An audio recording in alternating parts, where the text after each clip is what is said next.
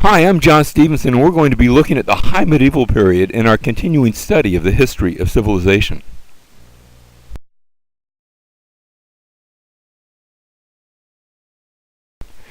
The early Middle Ages we looked at last time, that's from 500 to 1000, and then the High Middle Ages are going to be the next 300 years, beginning in 1000 AD to the around 1300. I'm painting with a very broad brush here. In the early Middle Ages we had a very just a gradual population growth. There were things that kept that down, but population continued to rise, and then it's going to kick into high gear as we get to the High Middle Ages. In the early Middle Ages, we have the barbarian invasions that Germanic tribes, Goths and Huns and others, Vikings that are coming down and invading Europe. Now the tables are going to be turned. In the High Middle Ages, we're going to see Europeans going on crusade, mostly to the Middle East. Now, one of the things that kicks us off, in 1054, we have a schism. They'd had several before, but they'd always seemed to get back together again, between Rome and Constantinople. These are the two main epicenters, not just for politics, but especially for the church. And so you have the Bishop of Rome and the Patriarch at Constantinople, and they had been considered sort of the number one and number two places for the church. And now, in 1054, a papal bull is sent from Rome to Constantinople, excommunicating not just the Patriarch, but also everybody associated with that side of the church, and they return the favor. They each excommunicate each other, as if to say, oh, you guys are all going to die and go to hell. Now, what leads up to this schism between the West and the East? In the Western Church, their outlook is that the church was over the state. The state didn't always agree with that, and we're going to see some struggle on that, but that's the foundation. In the Eastern Church, the state is over the church. In the Western Church, the Pope is the final authority. In the Eastern Church, it's not even though the state is over the church, it's not the king who's the authority, it's the church councils that are the final authority. In the Western Church, theology was sort of considered to be for theologians. The rest of you don't pay attention, you just do what you're told. In the Eastern Church, the idea just on the street was that theology is for everyone. In the Western Church, celibacy is demanded for nearly all positions. In the Eastern Church, marriage was permitted except for the bishop. In the Western Church, and this was a big idea, this is where people lived, there was a growing opposition against icons. Icons are those two-dimensional, they're pictures. They were revered, not worshipped, at least according to the folks in the Eastern Church, but the Western Church people would look and they'd say, I can't really tell if it's being worshipped or not. They're kissing it, they're venerating that icon. In the Eastern Church, veneration of icons was sort of the rule of the day.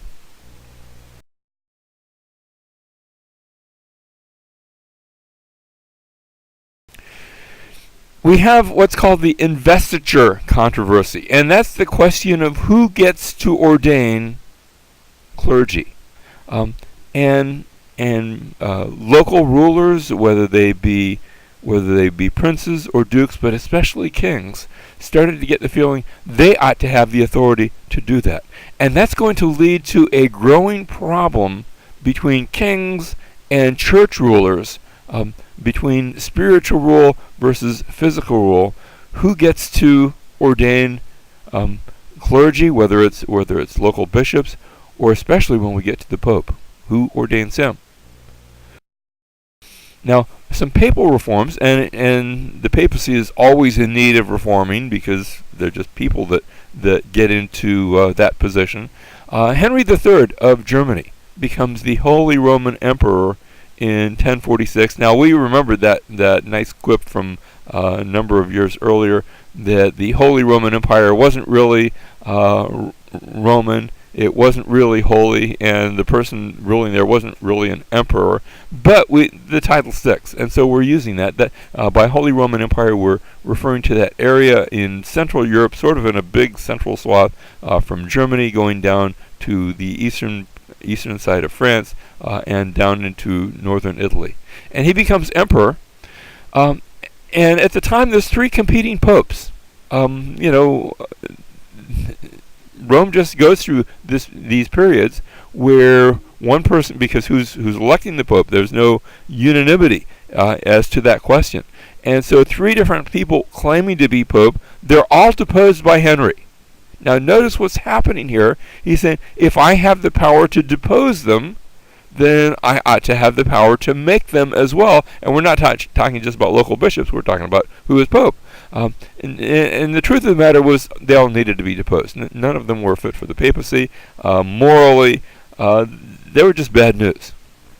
And now Clement II from Germany is made the pope, and he only lives 1 year, and so the question is still going to be up for grabs, who gets to make popes.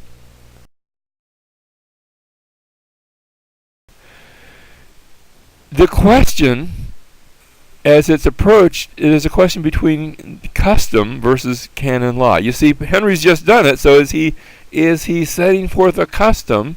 That's the way we did it last time. That's the way we always do it. That's the question he's asking. Versus, is there some sort of church law? Is there some sort of canon law that is inviolable? Even if you didn't follow it last time, this is the way it ought to have been done.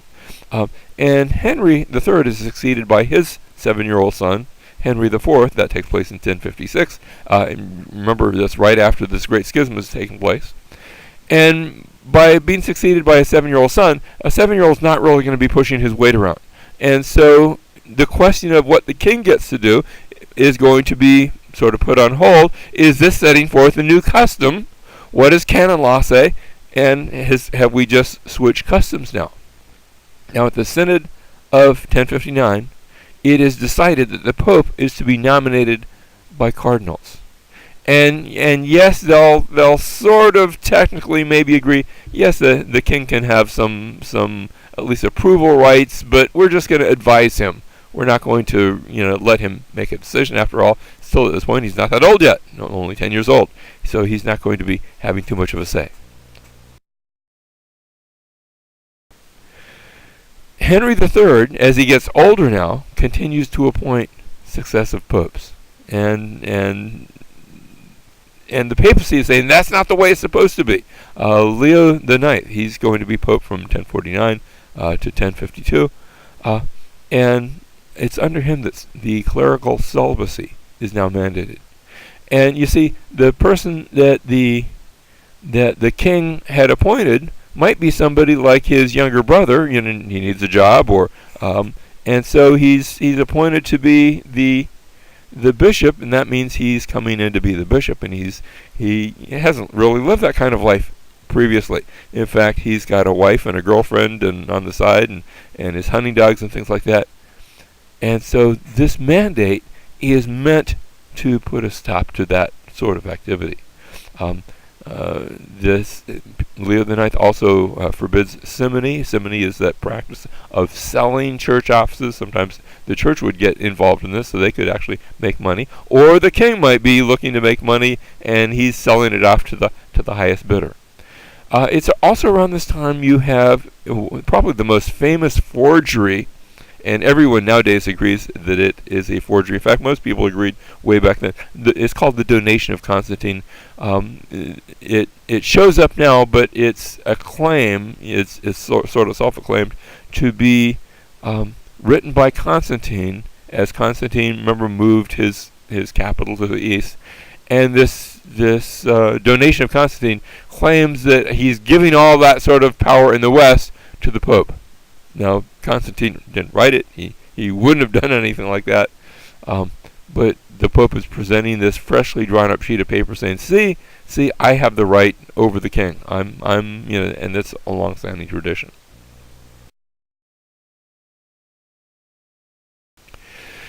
Now, Gregory the Seventh becomes Pope in 1073. Becomes Pope in 1073. He forbids lay investiture. The king would make any sort of assignment, and he calls for celibacy among the clergy, something that had already been passed earlier, so he's not coming up with something new. And an epic confrontation is going to take place as Henry IV appoints a bishop in the face of this idea that they're not supposed to do that. And who's going to win? Gregory the Seventh responds by not by excommunicating, but by deposing Henry IV. In other words, he says, "You're no longer the emperor." Remember, way back in the days of Charlemagne, the emperor had placed the crown on the head of the Holy Roman Empire emperor, and now Gregory the Seventh says, "Hey, we put it on, we can take it off." And you'd say, well, he doesn't have an army to back this up. However, there are local German princes under the domain of Henry IV who are saying, wait a second, if that's official, even if later on it gets overturned, that means this year I don't have to pay my taxes. I can just sort of take that and all that money, and I don't have to pay that to Henry IV. I can just sort of say, I can claim, hey, God told me to. God told me not to pay those taxes. And I can point to Gregory the Seventh and say it's all his fault. And so it really does. It really does have an impact. So much so that Henry the Fourth is going to go that winter, that January of 1077, to Canossa, where the Pope is spending the winter, and he's going to take the role of a supplicant, of a repentant supplicant, and he will go barefoot in the snow and stand outside the castle at Canossa, where the Pope is staying, as he takes that position. I'm sorry, I shouldn't have done what now, is he really sorry? That's another matter we're going to see. And of course the Pope, as has been said by someone, is in the forgiving business, and so the Pope forgives him after 3 days in the snow. And now that Henry is forgiven and placed again as emperor, he goes back, he sort of solidifies his position with those German princes, makes sure that's not going to happen again. And then he comes back and he runs the Pope out of town and actually arrests the Pope. And the Pope has to go into exile. And so the emperor wins at the end of the day, although at this point in history, in 1077, it looked like the Pope had won, but it turned out to be a hollow victory. What I'm showing is that this constant sort of interchange between Pope versus emperor. Now the Crusades are going to begin in 1096. And remember that starts off with the Muslims had invaded Anatolia, and the Byzantine Emperor Alexis I appeals to Pope Urban II, even though they have a schism. He appeals to the Pope for mercenaries. He's figuring maybe I can get a few hundred, maybe a few thousand. And so Urban II, he preaches a sermon, but he has this written. They didn't have printing press, so it has to be hand copied, and it's sent throughout the empire, throughout the West. And there's incredible response to this.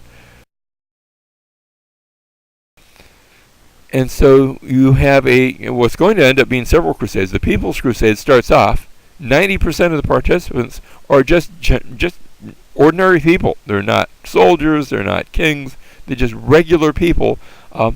And they begin by saying, gee, if we're going to go fight against the unbeliever, we got unbelievers right here. We have Jewish communities. And they massacre many of those Jewish communities. And that's absolutely terrible. People that have been living sort of alongside them very peacefully, had nothing to do with the Middle East. All throughout Europe, these Jewish communities are massacred. As this People's Crusade begins to make its way to Constantinople and toward where the Muslims are, they're warned by Alexis II, who says, hey, they're going to eat you alive. And oh no, we have God on our side. And the Crusaders are completely annihilated by the Turks. And so many people lose their lives.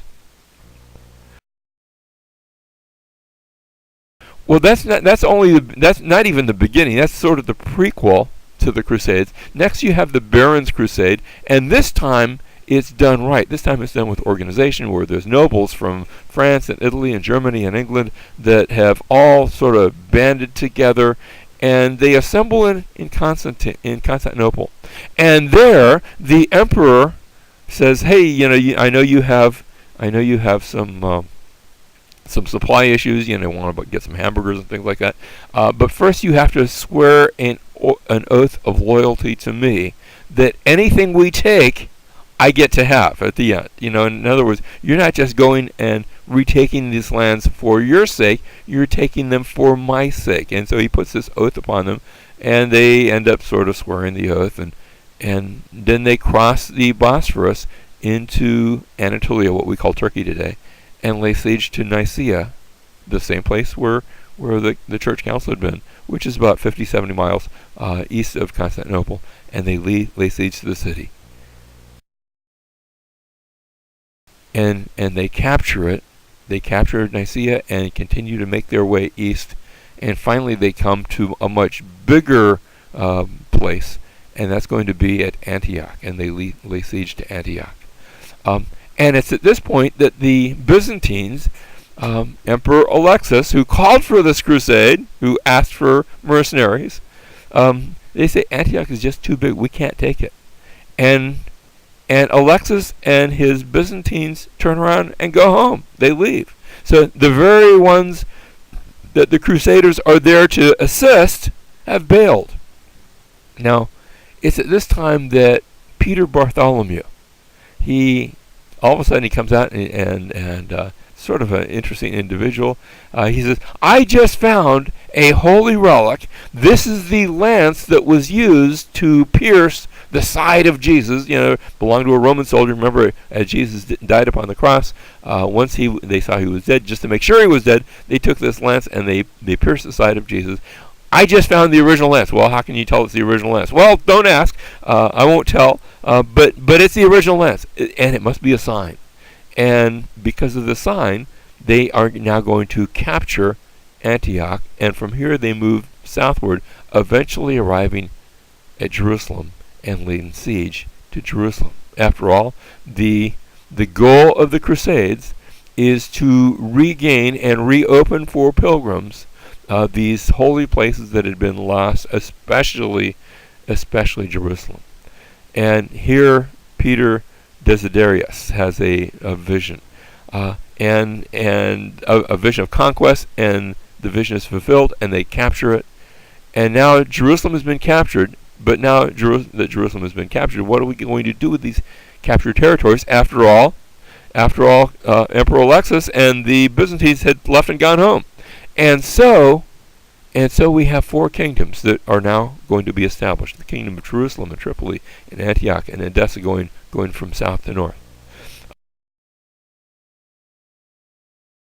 Here they are on a map, the kingdom of Jerusalem and Tripoli and Antioch and Edessa. And this whole area that we call the Levant, this area along the eastern side of the Mediterranean, have now become four Christian kingdoms. And of course, Emperor Alexis back in Constantinople, he's sort of upset. Oh, you didn't honor your oath. Well, yeah, but we were released from that when you left. You bailed on us, and so that's appropriate. And so that's now going to be part of the Christian empire for a time. It's not going to last. Now, it's at this time that we have the formation of what's called the Knights Templar. Notice their seal. You have two men riding on one horse. That's because the idea is they're too poor to own one horse. It's a monastic order of fighting knights, and they're charged with the protection of pilgrims, now that we've regained those lands, with the protection of pilgrims to the Holy Land. They're going to make their headquarters on the Temple Mount in Jerusalem. In fact, there's a section which back in Herod the Great's day he had sort of built up, and that's sort of on pillars, and it's got openings underneath. And they refer to, in fact, that they're going to make, that's going to be a great place to stable their horses, and they refer to it as Solomon's Stables, and that's where they set up their place of order. They're answerable only to the Pope.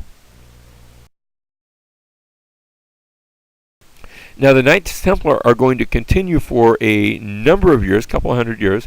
They have a oath of individual poverty, and yet there are donations that are made to this order so that they end up having great banking resources. And so you can give some money to sort of for a charge. You can sort of give some money to them to hold while you're in Europe, and maybe have just like a, some sort of bank statement, we would call it today, and then go draw on those resources when you're in the Holy Land, or vice versa, instead of trying to travel with all of that money. King Philip IV of France, a couple hundred years later, is going to order their arrest and take possession of all of their resources, and he's going to accuse them of some bad things. They probably didn't do them. Well, who knows? Maybe one or two things had taken place, but he's going to use that as an excuse. He says, "Look, if I get rid of all these people, I get all their money." And so, as a result of that, the leaders will be tortured and burned at the stake, and the rest of the order ultimately disbanded and absorbed into various nations, and the Knights Templar will disappear. Although the mystique, the idea, will remain for quite a number of years. And so the First Crusade resulted in the establishment of the kingdoms of Jerusalem, going from south to north: Jerusalem, Tripoli, Antioch, and Edessa. The Second Crusade begins because they've lost those kingdoms, and there's an attempt to take Edessa, and that fails. In the Third Crusade, they get a little further. They actually make it to Palestine. They recapture Acre and Jaffa, cities right on the coast, but they fail to recapture Jerusalem. And as we come to the Fourth Crusade, in the Fourth Crusade, the Crusaders never even make it to the Holy Land. What happens is that they assemble in Venice, and the idea is that the Venetian sailors are going to sail them to the Holy Land, but they're short of funds. And the Venetian sailors say, "Well, tell you what you can do. You can sort of pay your way. We have a competing city over here that's competing with us for some of our mercantile services. If you go capture them for us, that will pay your way at least part way there." And they say, "Well, wait a second. That's a Christian city. It's not a Muslim city. We're here to fight the Muslims." "Well, we don't care. That's the job you're hired on to do."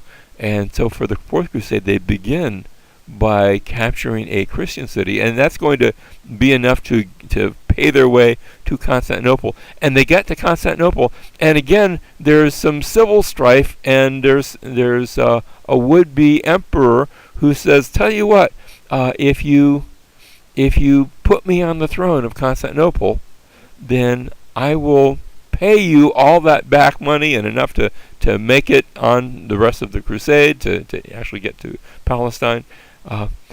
And so they put him on the throne, and he goes in to get them their money, and the treasury's empty.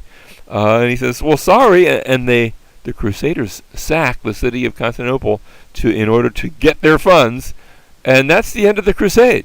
What they've done is they've placed a Latin on the throne, and they said, "See, we can now, go, sort of reverse that schism." They never do, and that's the extent of the crusade. It results in the sack of Constantinople. The Fifth Crusade is known as the Albigensian Crusade because this is a crusade that's not even wanting to go to the Middle East. It's a crusade in southern France to stamp out the Cathars, who held to perfection and poverty and some sort of Gnostic ideas. I'm not sure if that where they got them from, but it's something that's localized, and we're going to see some crusades that aren't directed at the Middle East. They're actually directed at people within the western part of the world. The Children's Crusade in 1212, where a bunch of children and bands of poor people attempt to march to the Holy Land, and the Muslims see these coming, and they say, "Oh, this is great, free slaves," and the crusade just disappears.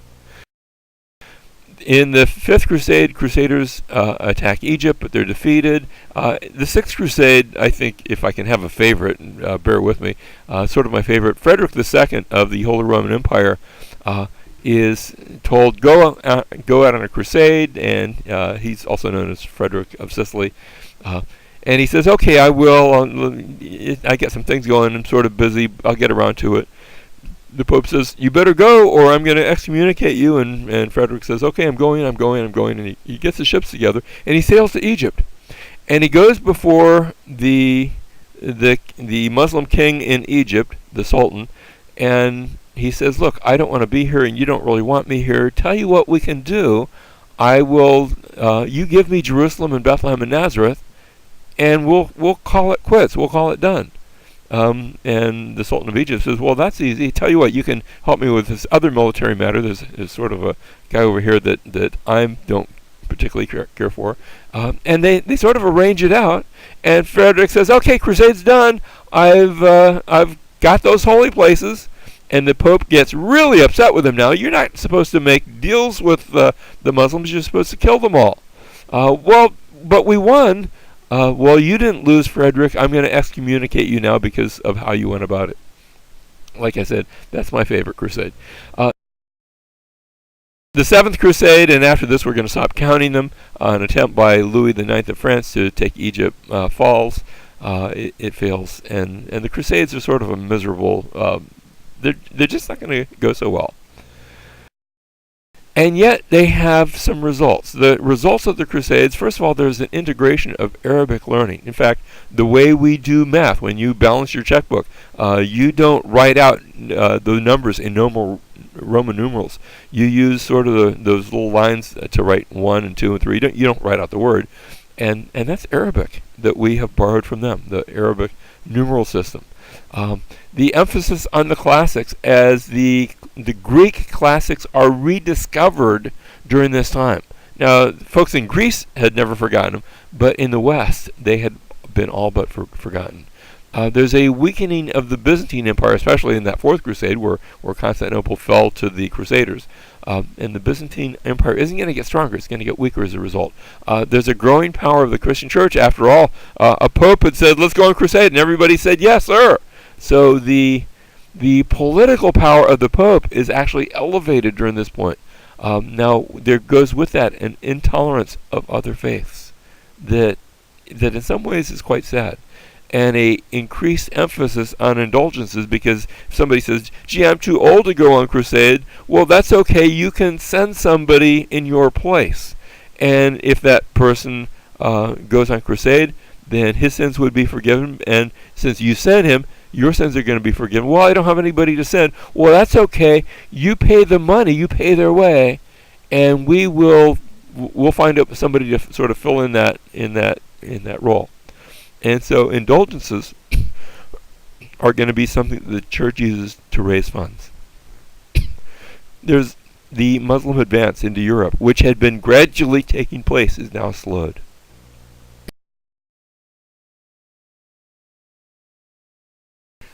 One of the results, perhaps you could call it a result of the Crusades, is going to be the growth of the chivalric code.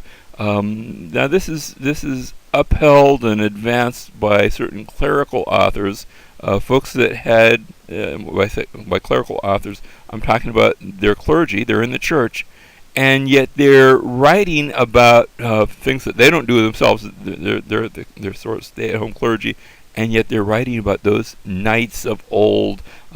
And by romance, there is a little bit of romance, but it's mostly this idea, these are the brave knights that go to fight for the Lord and do all these wonderful things. And they speak about courtly love, where a knight, because he's out fighting for the cause, for the Lord, for Christianity, for Europe, for Christendom, they might fall in love, but it's a courtly sort of love, or they might actually be in love with somebody who's already married, and they're not going to consummate that, but they're just going to sort of love them from afar. And that idea of courtly love will come into play. And the idea here that the knights are there to protect the weak. Now, if I'd gone to the early Middle Ages and asked about the role of knights, the knights are there to take whatever they want for themselves. The strong rule over the weak. That was sort of a Roman idea.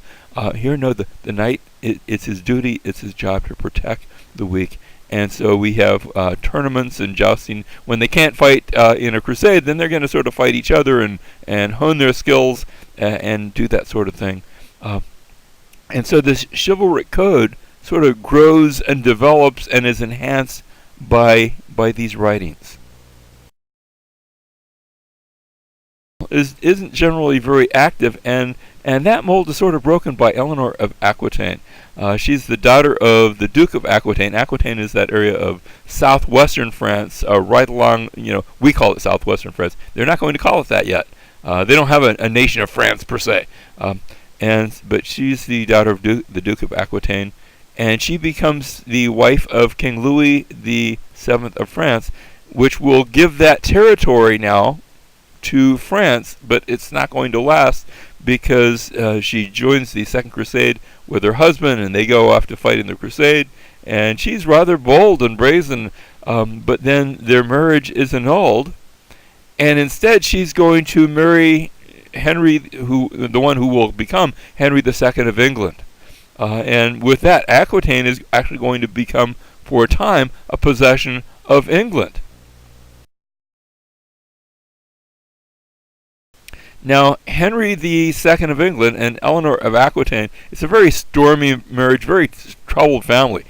They have 3 sons, Richard the Lionheart and Geoffrey and John Lackland, each who will have their turn at the throne. Of course, you say Richard the Lionheart, and that carries all sorts of imagery to it. But before we get there,